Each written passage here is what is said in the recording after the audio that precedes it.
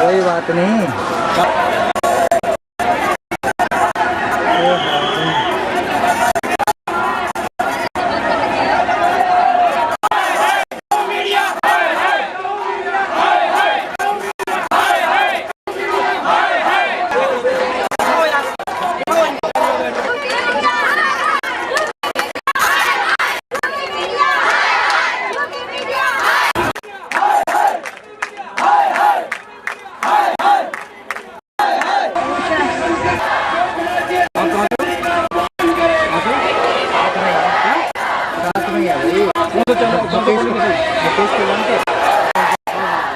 United front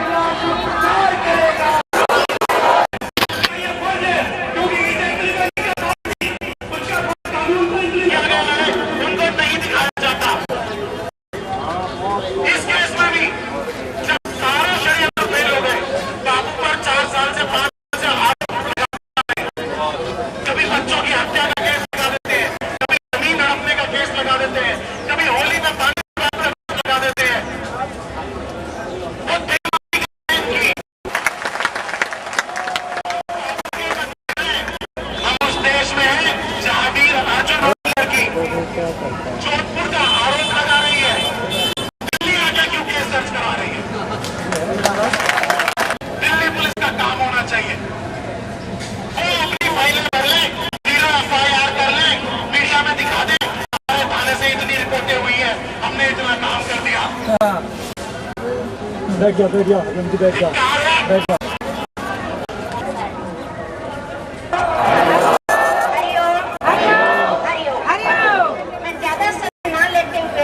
क्योंकि यहाँ हमारे सभी साधक बहन भाई और समझदार हैं, इस चीज से वाकिफ है। लेकिन एक चीज बहुत ध्यान से सुनेंगे, ये बहुत बड़ी चाल है, बहुत बड़ा षड्यंत्र है कि इन सबसे और जो इतना घिनौना जो जबान पे लाने में भी वो जबान कट जानी चाहिए। जो हमारे पूजनीय बाबू के लिए बोला, जो भगवान है उनके लिए ऐसा बोला, उसका कह सकता है कि आकाश नहीं हो सकता। तबीयत से एक पत्थर उछाल के तो देखो, तबीयत से एक पत्थर उछाल के तो देखो। और इसके अलावा क्या है, जो जहाजों से टकराए उसे तूफान कहते हैं, और जो तूफानों से टकराए उसे बहुत बड़ा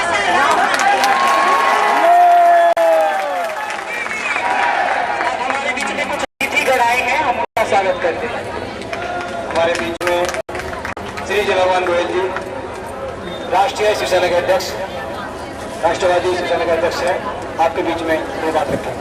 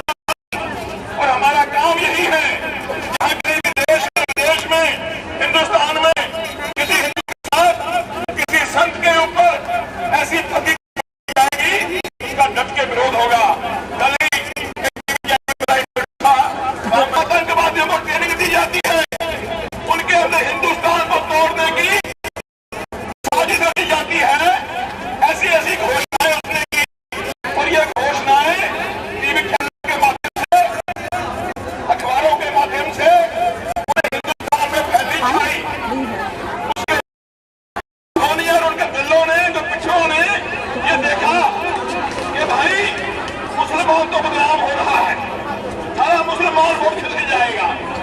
उस मुसलमानों को खुश करने के लिए, उनकी वोट पाने के लिए एक षड्यंत्र रचा गया। और षड्यंत्र क्या था?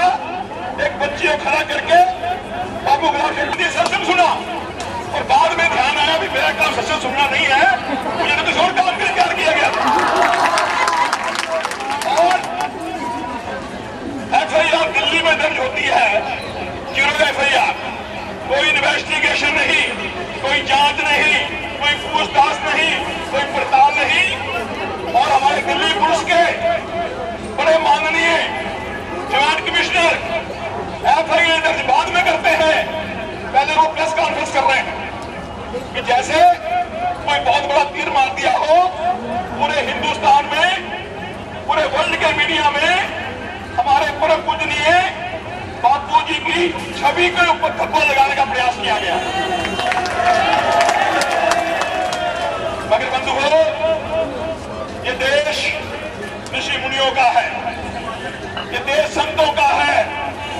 और जब जब भी किसी शक्ति ने, किसी ताकत ने, षड्यंत्रकारियों ने कोई षड्यंत्र रच करके हमारे संतों का अपमान करने का प्रयास किया है, उसने मुंह की खाई है।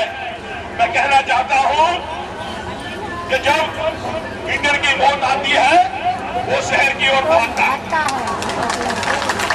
आज दिल्ली सरकार, केंद्र सरकार ये समझ चुकी है कि इनका आखिरी टाइम आ गया है और ये अपने आप को बचाने के लिए इससे और भी अच्छी से अच्छी हरकत कर सकते हैं, क्योंकि इनका कोई चिंतन नहीं है।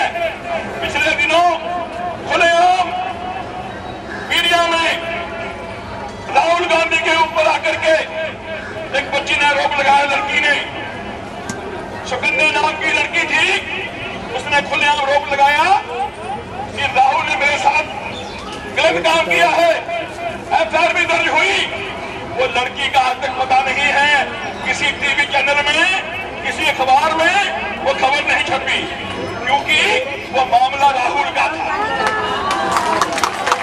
और लड़की वो पता नहीं कहां गई, लड़की को मरवा दिया गया। हम लोग ये आसाराम बापू का जो एफआईआर दर्ज के मामला को विरोध हो रही है, इसमें आप क्या कहना चाहिए? षड्यंत्र है बापू जी को बदनाम करने का, हिंदू संतों का अपमान करने का। हम नेशनल हिंदू फ्रंट, राष्ट्रवादी शिवसेना, अखंड हिंदुस्तान मोर्चा, दारा सेना, हम सब हिंदू संगठन मिलकर के इसका कड़ा विरोध करते हैं, बड़ी निंदा करते हैं, क्योंकि एक साजिश एक चाल रची जा रही है हमारे संतों का अपमान करने के लिए। और ये हथकंडे बार बार सरकार अपनाती है। जैसा कि मामला जोधपुर में हुआ है, उसके एफआईआर दर्ज करके यहाँ पर ये बता दिया गया है, अगर जोधपुर में हुआ तो एफआईआर जोधपुर दर्ज होनी चाहिए। एफआईआर जोधपुर में ना दर्ज करके दिल्ली में दर्ज हुई, और दिल्ली में दर्ज करने के बाद सबसे पहले हमारे ज्वाइंट सीपी प्रेस कॉन्फ्रेंस करते हैं। और इससे सब बातों से लगता है कि खुल्लम खुल्ला ये साजिश है, ये साजिश जो आप संकेत कर रहे हैं, किसके तरफ संकेत कर रहे हैं?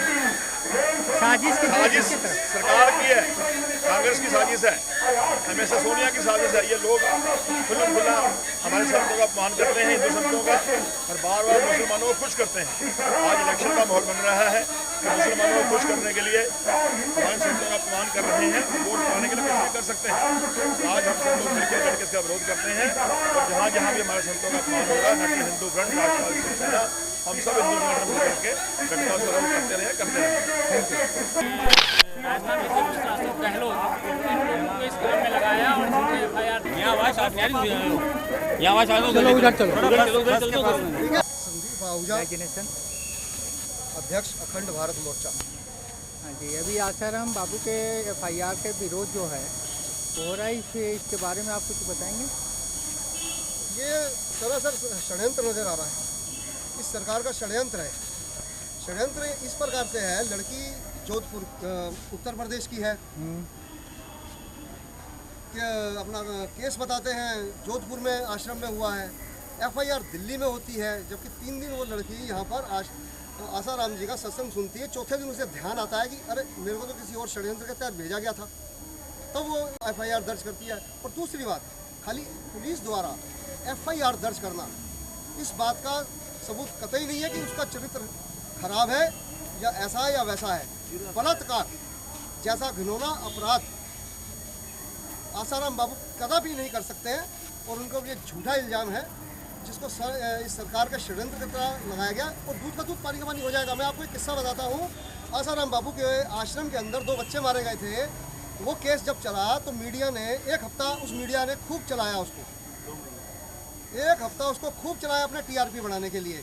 मगर जब सुप्रीम कोर्ट के अंदर उस केस को खारिज कर दिया गया तो उसको बिल्कुल बताया भी नहीं गया मीडिया के अंदर। तो इसका मतलब यह है कि इसमें षड्यंत्र है। षड्यंत्र भी इसमें विदेशी कंपनियों का है, विदेश ईसाइयों का इसके अंदर षड्यंत्र सीधा सीधा नजर आता है, क्योंकि सरकार सोनिया गांधी के प्रभाव में है। सोनिया गांधी ईसाई है और ईसाइयत ये पीछे से सारा खेल कर रही है हिंदू संतों को बदनाम करने के लिए। ऐसा षड्यंत्र हमें पूरा पूरा नजर आता है। Thank you. धर्म रक्षक श्री दारा सेना का मैं राष्ट्रीय अध्यक्ष हूँ। आज जो बापूजी के खिलाफ जो षड्यंत्र रचा जा रहा है, यूनाइटेड हिंदू फ्रंट के सभी कार्यकर्ता उस षड्यंत्र के विरोध में यहाँ पर प्रदर्शन में भाग लिया उन्होंने सबने। आज सबसे बड़ी बात यह है कि इस तरह के आरोप या इस तरह के दुष्टाएं पहले भी हुई हैं। महर्षि दयानंद थे। ये जो जोधपुर की घटना है, मैं जोधपुर का एक किस्सा याद आता है मेरे। एक वैश्या थी नन्ही जान, जोधपुर के नरेश से उसका याराना था, किंतु संत तो संत हैं। जब महर्षि दयानंद जोधपुर आए तो वो महाराजा से मिलने उनके अंतपुर में गए तो पता चला वो क्या देखते हैं कि जल्दबाजी में महाराजा जो नन्ही जान थी उसकी डोली को हाथ लगाते कंधा लगाते हैं अपना। तो महर्षि दयानंद के मुंह से निकला कि ये कुतिया के पेट से कुत्ते पैदा होंगे, शेर नहीं पैदा होंगे। नन्ही जान ने वो सुन लिया और उसने महर्षि दयानंद को दूध में कांच पीस के दिया, जिससे महर्षि दयानंद की मृत्यु हुई। आज ऐसा ही षड्यंत्र हमारे बापू के खिलाफ रचा जा रहा है। ये संतों की ताकत है कि वो सत्ता के शीर्ष पर बैठे लोगों के खिलाफ कुछ बोल सकते हैं। बापू ने साफ बोला अपने प्रवचनों में कि अहमद पटेल ये रात के 2 बजे सोनिया के पास जाता है और सुबह 5 बजे उठ के आ जाता है। ये करता क्या है वहाँ पर? ये बात सोनिया को मालूम हुई और उस सोनिया ने बापू के खिलाफ ये षड्यंत्र रचा। जो षड्यंत्र बापू जी का हमारे जो चरित्र हनन करना था वो कर चुकी, किंतु हम बापू के शिष्य, बापू के समर्थक, बापू के सहयोगी सब अडिग हैं। हम पर इन लांछनों का कोई असर नहीं पड़ता है। और सोनिया गांधी का भी हर्ष वही होगा जो नन्ही जान का हर्ष हुआ। और नन्ही जान जैसी आई पता नहीं कितनी आई और कितनी चली गई। हम ये कहना चाहते हैं कि बापू एक राष्ट्र संत हैं, वो ईसाई मिशनरियों के खिलाफ, आतंकवादी मिशनरियों के खिलाफ लड़ रहे हैं। और मीडिया की जो वेटिकन लॉबी है, जो आतंकवादी मिशनरियों के आतंकवाद पर हमेशा खामोश रहती है, वो सुधर जाए। ये जो खासतौर से न्यूज नेशन चैनल वाला दिन रात कुत्ते की तरह भौंक रहा है, इसकी अकल ठिकाने लगा दी जाएगी। ये अच्छी तरह समझ ले इस बात को। बस यही कहना चाहते हैं कि इस मामले को यहीं पर ख़त्म कर दो तो अच्छा है, नहीं तो जो लोग इस मामले को उठा रहे हैं उनकी कब्र यहीं हिंदुस्तान में खुद जाएगी। हमारे बाप पर जो लांछन लगने लग चुके हैं। जय श्री राम, जय हिंद, हरिओम। देखा कि आज की जो सरकार है, ये कांग्रेस सरकार है, इतनी हिंदू विरोधी एक्टिविटीज़ में अपने आप को समर्पित कर दिया कि इस समय सोनिया खान, जिसको मैं और सोनिया गांधी लोग कहते हैं, मैं उसको सिर्फ सोनिया खान कहता हूँ क्योंकि उसकी जो वंशज हैं वो एक मुस्लिम हैं और उनका नाम के हिसाब से उनका सरनेम मिलना चाहिए, तो उसका असली नाम सोनिया खान होना चाहिए, सोनिया गांधी नहीं होना चाहिए। इतनी लिप्त हो चुकी है कि उसको सिर्फ 2 ही कम्युनिटी नज़र आती है हिंदुस्तान में, एक तो मुस्लिम, एक क्रिश्चियन। जब से ये उसने नेशनल एडवाइजरी कमीशन बनाया है अपना NAC, जिसके अंदर मैक्सिमम लोग जो है माइनॉरिटी से बिलोंग करते हैं, पूरे देश का बेड़ा गर्क कर दिया है। वो पार्लियामेंट को, जो सबसे हमारी उच्चतम संस्थान है, उसको ताक पे रख करके 8 आदमी के साथ जो माइनॉरिटी को बिलोंग करते हैं, पूरे देश का बेड़ा गर्क करने में रिचेस्ट लेडी बन चुकी। मैं पूछ सकता हूँ उसके पास इतना पैसा कहाँ से आया है? और मैं ये भी पूछ सकता हूँ कि वो देश को जोड़ने के लिए आई है, देश को तोड़ने के लिए आई है? जब तक कि प्रॉपर कंसेंट नहीं हो चुका था among the different political party, how she dare to declare Telangana state? जब वाजपेयी के टाइम में के अंदर भी कई स्टेट बने थे, कहीं कोई रिवोल्ट नहीं हुआ था, कहीं कोई डेमोन्स्ट्रेशन नहीं हुआ था। Everybody accepted peacefully the partition of the big states in the smaller state. ये सोनिया गांधी ने सिर्फ just to woo the votes and just to please the Owaisi, जो कि हमेशा हिंदुओं के खिलाफ बकवास करता है कुत्तों की तरह से, कभी हमारे देवताओं के ऊपर आंखें उठाता है, कभी किसी के ऊपर उठाता है। आज उन्हीं के जो है टुंडा जिनको पकड़ा गया है, उन्हें सब कुछ उनकी पोल खोल दी कि हिंदुस्तान के हर मदरसे के अंदर जिहादी चीज़ सिखाई जा रही है और वो हिंदुओं के खिलाफ मुसलमानों को भड़का रहे हैं। अब मैं पूछता हूँ ओवैसी कहाँ गया है, जिनको कि छूट दे करके, जिनको कि कॉन्फिडेंस में लेकर के सोनिया खान ने इस तेलंगाना स्टेट को क्रिएट किया था। मैं ये सिर्फ आप टीवी चैनल के द्वारा एक पब्लिकली अनाउंस कर रहा हूँ कि कांग्रेस जो इस समय सेंटर के अंदर है, जिसकी कोई मेजोरिटी नहीं है, बहुत माइनॉरिटी है, और सिर्फ सीबीआई के बल के ऊपर और जो डिफरेंट ग्रुप्स को अपने साथ लेके चल रही है, इस बात को अच्छी तरह समझ ले कि उसका जो अभी समय है बिल्कुल मरणासन की तरफ पहुंच चुका है। उसके दिन गिने चुने हैं। उसको ऐसा कोई स्टेप नहीं उठाना चाहिए जिससे कि हिंदू पूरी कम्युनिटी के खिलाफ जा सके। महामंत्री भारत जागृति मोर्चा आज का बहुत बड़ा धरना हमारे हिंदू संत श्री आसाराम जी बापू जी के कुप्रचार के विरोध में हुआ और इतना बड़ा रैली, इतना बड़ा धरना शायद दिल्ली में आज तक किसी ने दिया नहीं। इतनी जनसंख्या और ये जो आम जनता थी ये इतनी अधिक तादाद में थी कि शायद ही इसके पहले कई वर्षों से किसी ने इतना भीड़ देखा हो। और ये जनता के अंदर बहुत ही इस बात को लेकर आक्रोश है। इसके लिए प्रशासन पूरी तरीके से जिम्मेदार है। इसमें कौन कौन से फ्रंट के लोग आए थे?